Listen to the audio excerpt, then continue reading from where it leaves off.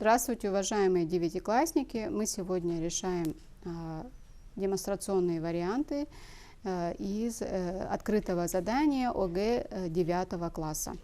Эти задания, они выложены в открытом банке заданий на сайте ФИПИ. Вы можете их сами распечатать, найти, прорешать и, конечно же, расставить и справиться с этими знаками препинания.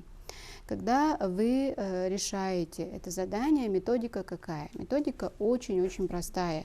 Вы сперва читаете предложение вслух или полушепотом, или если вы находитесь на экзамене, можно подключить внутренний голос. Все остановки, все паузы вы действительно размечиваете у себя в КИМах, и тогда вы будете дальше, вам интонация предложения, то есть повышение, понижение голоса, вынужденные остановки, паузы вам объяснят роль знаков препинания. Обратите внимание, например, на примере 12-го предложения, вот, допустим, как это будет звучать, да? Читаю. Государственная Третьяковская галерея, Московский художественный музей, основанный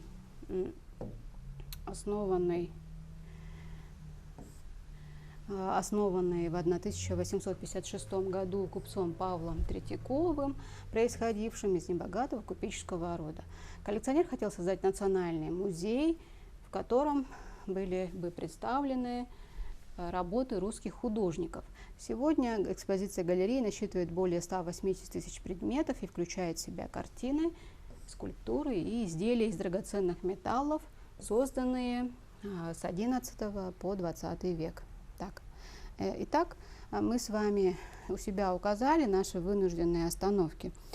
Дело в том, что иногда многие могут мне, в общем-то, действительно, у многих, наверное, возник вопрос, а что делать, когда некоторые учащиеся, да, они делают после каждого слова остановку. Но тогда мы делаем вот что. Мы, конечно же, проверяем, подключаем проверку аналитическую. Все вы знаете, это проверка, как вы помните, проверяем при помощи базовых знаний, при помощи правил, и здесь мы видим, собственно, разбираем это предложение. Значит, Государственная Третьяковская галерея. Здесь мы находим грамматическую основу. Основа у нас получается галерея, это что? Это музей, собственно, да. И далее грамматическая скелет-основа. Вот она. Здесь я делала вынужденную паузу. Обратите внимание, автор говорит, это можно подставить это. Так ведь? Это музей. Следовательно, здесь ставим тире. Так, далее. Музей какой? Музей какой, да? Музей какой? Смотрим. Вот у нас пошло определение, основанный в 1856 году купцом Павлом Третьяковым. Так, дальше смотрим.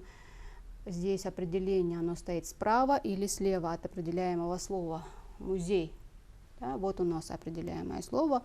Смотрим, определение стоит справа. Значит, после определяемого слова, следовательно, тогда нужны запятые. Далее, это еще не все. Мы находим следующее определение. Обратите внимание, послушайте, Павлом Третьяковым каким? Да? Каким? И находим определение, выраженное причастным оборотом, происходившим из небогатого купеческого рода. Определение, оно стоит как раз после определяемого слова, опять же справа, тогда мы ставим запятую. Обратите внимание, здесь у нас получается предложение, ряд причастных оборотов, и, собственно, мы их выделили после определяемого слова, то есть они все стоят справа. Предложение. Коллекционер хотел создать национальный музей. Да? Здесь я тоже сделала паузу и смотрим, придаточное находим, ставим вопрос в сложно подчиненном предложении. Музей хотел создать национальный музей какой? Так ведь? В котором были бы представлены работы русских художников. Ну, как на математике, все мы делаем последовательно. все последовательно. Следовательно, у нас главное предложение, да, и придаточная часть зависимая. Зависимая придаточная часть – это придаточное определительное, его надо выделять. Дальше. В предложении сегодня экспозиция галереи насчитывает более 180 тысяч предметов и включает в себя. Разберемся вот здесь с семеркой. Почему я здесь не делаю паузу? Все очень просто. Вы, наверное, тоже нашли грамматическую основу, да, и подчеркнули однородные члены предложения. Смотрим. Насчитывает, включает. Да? Союз «и» соединяет однородные сказуемые. Так, хорошо, дальше идем. Идет перечисление, перечислительный ряд, однородные члены предложения, значит, здесь нужна запятая.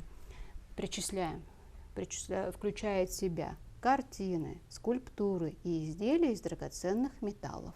Вот мы перечислили, а дальше опять определение. Да, определение какое? Картины, скульптуры, изделия какие? И находим опять же определение, выраженное причастным оборотом до конца. Точка. Смотрим. Определение у нас стоит справа, после определяемых слов. Следовательно, здесь запятая нужна. Ставим запятую. Ставим запятую. Значит, еще раз проверим. Проверим это предложение. Здесь мы видим, да?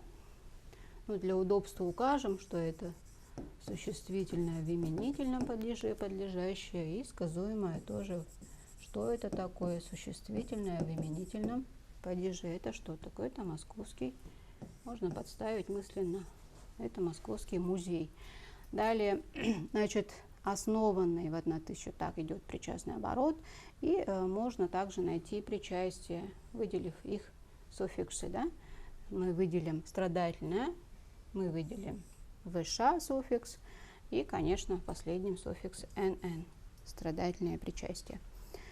Итак, таким образом у нас несколько предложений осложненных.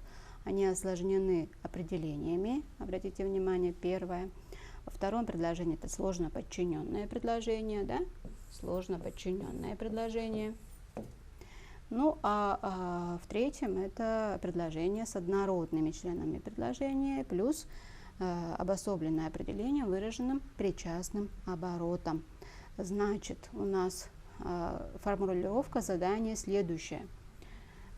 Обратите внимание, там надо указать, внимательно читать, что надо указать цифры, где должны стоять запятые. Тогда у нас правильный ответ будет комбинация цифр.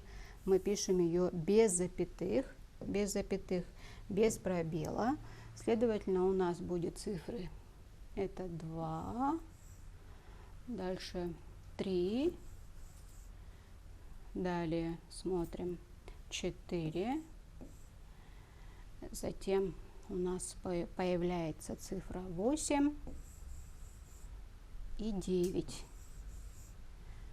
Итак, ответ вот эта комбинация цифр 23, 48, 9. Повторим еще раз таким образом, какой способ решения у пунктуационного анализа. Итак, первый шаг это надо прочитать предложение, хорошо бы полушепотом или вслух. И указать места для себя, оставить пометки там, где вы делаете вынужденную паузу. Ваша интонация, понижение, повышение голоса вам всегда подсказывает. Да, иногда это, конечно же, интонация, то есть ваша интуиция. Затем вы проверяете, у вас идет аналитический способ, все делаете последовательно, как на уроках математики. Вы проверяете и проверяете при помощи правил базовых, основных, и смотрите, главное, что это, какие приложения перед нами, да. Это у нас было, как вы помните, у нас появляется здесь приложение и определение, поэтому надо знать знаки препинания при определении. Где? Справа или слева, после определяемого слова. Если смотрим, после определяемого слова стоит справа, то мы ставим запятые. Что будет, если мы отнесем, да? Обратите внимание, давайте перестроим. Основанный в 1856 году купцом Павлом Третьяковым музей. Вот даже здесь я не делаю паузы. Понятно, что тогда у нас запятые пропадают, запятые удаляем. А еще можно проверить определения и вообще все осложненные, да, и вставные конструкции, и вводные слова. Еще одним таким простым способом можно их удалить из предложения, выбросить, да, выбросить. Посмотрите, что получается.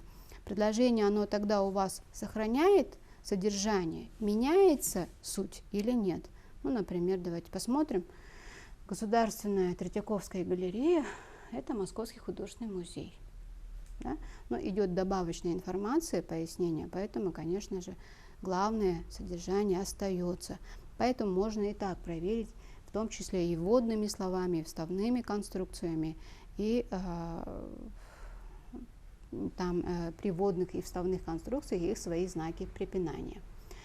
Итак, второй, еще раз, шаг – это аналитический. Мы проверяем предложение при помощи правил, при помощи базовых основ по пунктуации. Это курс 7, 8 и 9 класс. Я думаю, немножечко стало вам понятно, ясно, и мы перейдем к разбору следующих заданий.